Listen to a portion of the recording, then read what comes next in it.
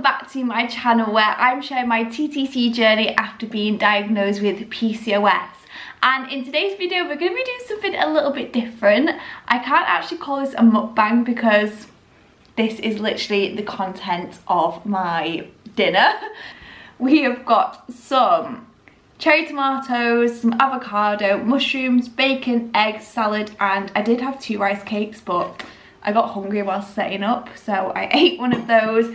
And of course I always have to end on something sweet, so I've just got some blueberries. And today I'm just going to be basically like doing a bit of an eat along with me, catching you up on my recent hospital appointment. Because if you don't follow me on Instagram, you might not have seen that I was recently sent straight to like the emergency part of the hospital, and that happened on Thursday. So I'm going to quickly talk you through what happened there. And one of you guys actually suggested that I do like a little bit of a getting to know me kind of video, so I'm just going to combine the two. I asked you guys to send me some questions over on Instagram and I've got them here, and most of them kind of link to my PCOS as well. So I'm going to be catching you up, answering some of your questions, eating my lunch. So if you are watching this video, go and grab yourself a snack or a drink, and we're just going to have a super chilled video. I'm going to talk you through what's been going on, answer some of your questions. So let's get into it. First, have a bite of this. I've literally been staring at this whilst trying to set up. Sorry, there might be some like eating and talking in this. I do apologise if you hate that. So the first question that I got, and I get this quite often, is how old are you? Usually you're in one or two camps. You are a teenager and you were recently diagnosed with PCOS because you've just started your period and they're irregular. Or you're someone like me who's 29, you've been on the pill for a really long time and you've decided to come off to try and conceive, and that's when you find out that you've got PCOS. So yes, I am 29, I'm 30 this year, and it's a bit of a sore subject. The next question I got was, what do you do for a living? So I work for a university, I work in the psychology department, and I do a bit of everything really. My title wouldn't really make sense, but I do like a bit of seminar teaching, a bit of student support. Basically my job is to make sure that the students are having a good experience whilst at university. So yeah, nothing related to like fitness or anything like that. I think some people thought maybe I worked in the fitness industry. I am training to be a personal trainer, but that's more just for like my own knowledge, and so I can put fitness content out on like Instagram and stuff and be well informed. But no, I do work in education, and yeah, nothing's related to that field. Next question, are you married and how many children do you want? So I just kind of combined both of those questions. Yes, I am married. I've been married for 3 years. I think it's 3 years. Yeah, it's 4 years this year. I really should know that, shouldn't I? So I've been married for 3 years, but myself and my husband have been together for like nearly 10 years, something like that. And with regards to how many children we want, I think pre-PCOS, when we had this conversation, we probably would have said 2. I'm an only child, he isn't. I would be happy with 1 child. Like, I think not having grown up with brothers and sisters, I don't really know the difference, whereas he really believes that like a child should have a sibling, and that it's that sibling bond and they grow up and they play together and things like that. So I would happily have 2 if I'm able, but at this point with where I am in my journey, my PCOS and having all these complications, I think we'd be pretty lucky and blessed to have 1 child, and we'd be more than happy with that. So in an ideal world, we'd love to have 2, but also would be very happy with 1. Next question was, how long have you been trying to conceive? And this is a really tricky question. If you've been following me since the beginning, I came off birth control in May 2020. Just with the idea of like, let's see what happens. We didn't have anything in mind specific where we were like, yes, we want a baby by this point. I was just ready to come off contraception, ready to give things a try, see how it goes. If I'm honest, like truly honest with myself, I thought that I would be pregnant by now. But obviously with all the complications and everything, that just hasn't happened. So we weren't actively like trying, it was more like a let's see what happens kind of situation. And then since I've been having complications, which sort of started in December, we are definitely at the moment not trying to conceive, because I just don't know what the plan is for me in terms of trying to figure out my PCOS, my lack of ovulation, irregular periods, and the pain I've been experiencing. So it just doesn't seem like a sensible thing to do to try to continue to conceive. So I think that's been kind of put on the back burner for now until we sort of get a plan in place and have seen a gynecologist. But fingers crossed we can get that all sorted this year and start to think about properly trying to conceive. Next question was my thoughts on birth control, and I think this was because I posted a newspaper article where it was saying that the pill was now going to become readily available over the counter at the pharmacy. So my thoughts on birth control. Might need some energy for this one. I think that birth control has its time and its place. Don't get me wrong, it did wonders for me when I was younger. Didn't want to get pregnant. So in terms of that, like, obviously it's great if you don't want to get pregnant. My problem that I have with birth control is when it is used to mask issues. And if you're new to the PCOS world and you start to hear more experiences from other women, you will find that a lot of doctors might say to women, oh, if you're having these issues, go back on the pill and it will sort them out. And it doesn't sort them out, it masks the problem. And that's the issue that I tend to have with birth control. Equally, when you go to get birth control, nobody explains really what's going on. So, you know, I have no idea that when I was on birth control, I didn't ovulate and the implications of that.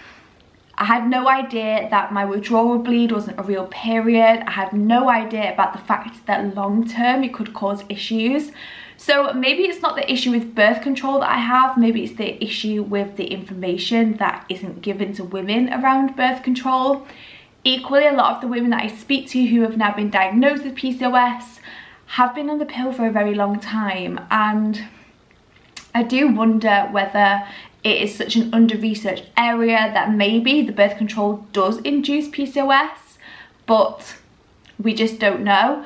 I know a lot of doctors say that, you know, you go on the pill and you had PCOS and now you've come off it and you find out, but I had a scan 4 years ago and I did not have PCOS, and now 4 years later I have it. It seems to be that you can develop it at any time. So it's one of them. I think it has a time and a place, and I don't want to demonize it by any means, but I do think that when the birth control pill is being offered, that women should also be offered more information, and equally I think there should be more checks to see how women are going whilst on birth control, to see whether there's any changes that the doctor needs to be aware of. The next question that I get asked, and I get asked this quite a lot, is how did you lose weight when you've got PCOS? And just because you've got PCOS doesn't automatically mean that you'll have a weight issue.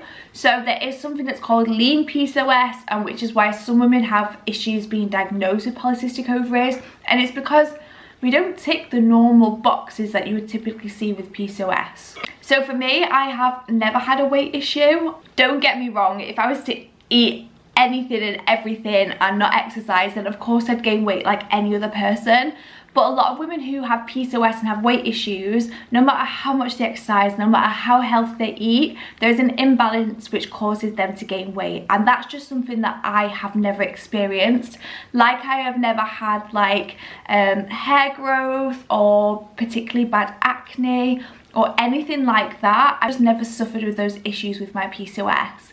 The two symptoms that I do have are polycystic ovaries on a scan and irregular periods. So unfortunately, I can't tell you what I did to lose weight because I've never had a weight issue.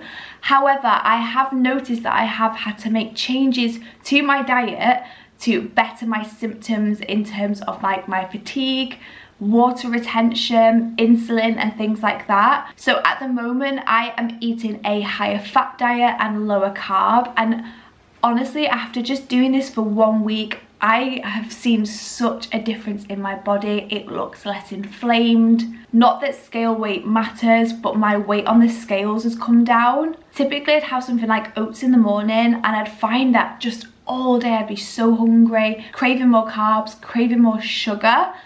But now that I've switched to higher fat, I generally find that I don't have those highs and dips in my energy throughout the day where I'm constantly like looking for sugar.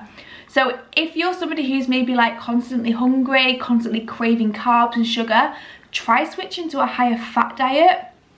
I am not keto or anything like that by any means, but at the beginning of the day, like breakfast, lunch, snacks, I do tend to stick to higher fat meals, and then in the evening I'll maybe have like a higher carb meal, especially with that being post-workout.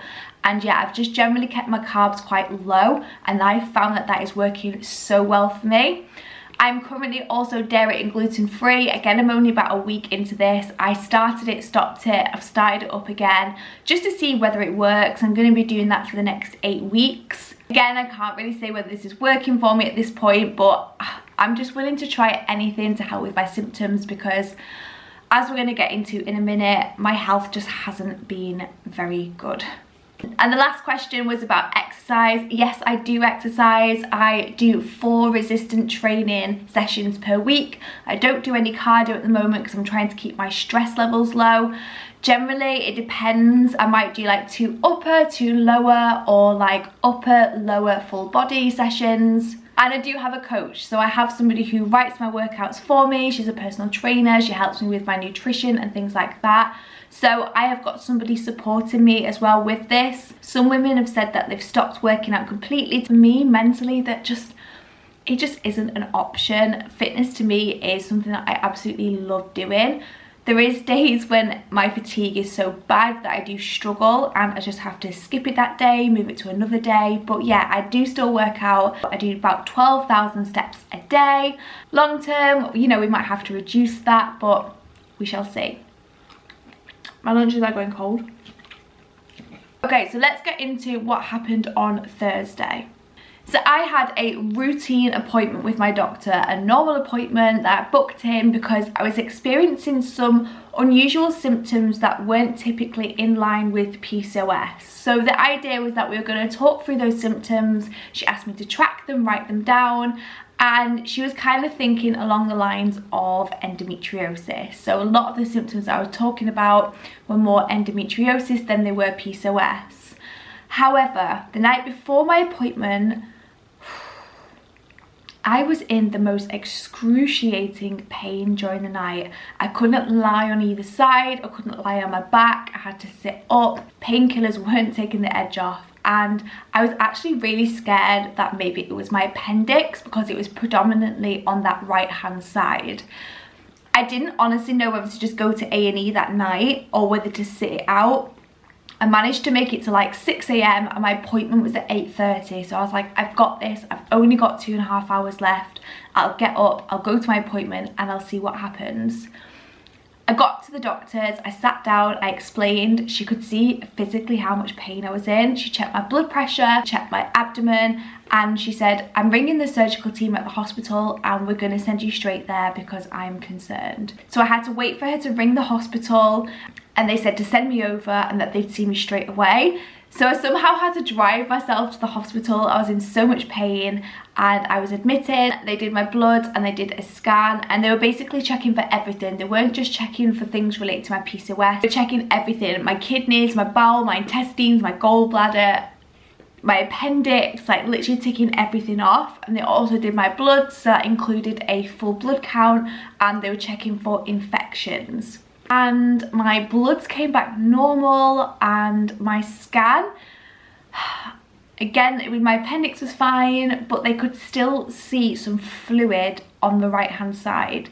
So if you haven't been following my journey, we found this fluid in a previous scan. My doctor thought it was an infection, gave me antibiotics, and that doesn't seem to have solved this problem. So they could see that that fluid was still there on the right hand side where I was experiencing the pain. The consultant was a bit cold, I'm going to admit, and they seemed like they just did kind of want to get me in and out. And she said that maybe it was a cyst that had ruptured. However, I explained to her that this was the second time that I'd been admitted to hospital because I was having this pain. Surely by now, if it was a cyst that had burst, that kind of would have gone away. But there wasn't much more that they could do with me there at the hospital. So yet again, I was sent away with painkillers, told to ring my doctor and asked to be referred to gynecology. So I literally got out the hospital, got in the car, phoned my doctor and was like, this is getting beyond a joke. Everything's come back normal, but they can still see that fluid. Please, please, please, can you refer me to gynecology? And she said, yes, Natalie, I'm gonna do it now. I'm gonna send an emergency referral. Let's get you to a gynecologist. So that is where we're up to now. Finally, I'm getting my referral. I honestly nearly paid to book a private consultation for next week because I was just in so much pain and I just felt like I couldn't do this anymore. So I'm going to see when that letter comes next week. Hopefully I'll have my appointment very soon with the gynecologist and we can begin to figure out what is going on. Is it endometriosis? What is this fluid that they can find? And yeah, I am just so desperate for answers. So yeah, it has been a roller coaster, I have to say. I'm so glad that I'm getting my referral to gynecology because I feel like I should have got this weeks ago. I shouldn't just be getting it now. So I will give you an update on when that comes through and obviously take you through my journey now being seen by a gynecologist and hopefully getting a more solid diagnosis and more information of what I can do going forward to hopefully be able to start to try to conceive this year. Fingers crossed. So I'm going to leave this here. I hope you enjoyed this more like chatty, answering questions, giving an update kind of video. I'm not gonna lie, I didn't get through most of my food. It was really difficult to talk and eat, but I am gonna enjoy this now. If you've got any questions, as always, please just leave them in the comments down below. And if you found this video useful, give it a thumbs up. Let me know what you want to see next. Obviously, I will be giving you updates, but if there's any other videos you'd like me to film, such as like my workout routine or what I'm eating at the moment, etc., let me know. Go follow me over on Instagram as well, because I do more like daily updates and things like that. But otherwise, thank you so much for watching this video. I really appreciate it. Don't forget to hit that subscribe and join the family, and I will see you in my next video.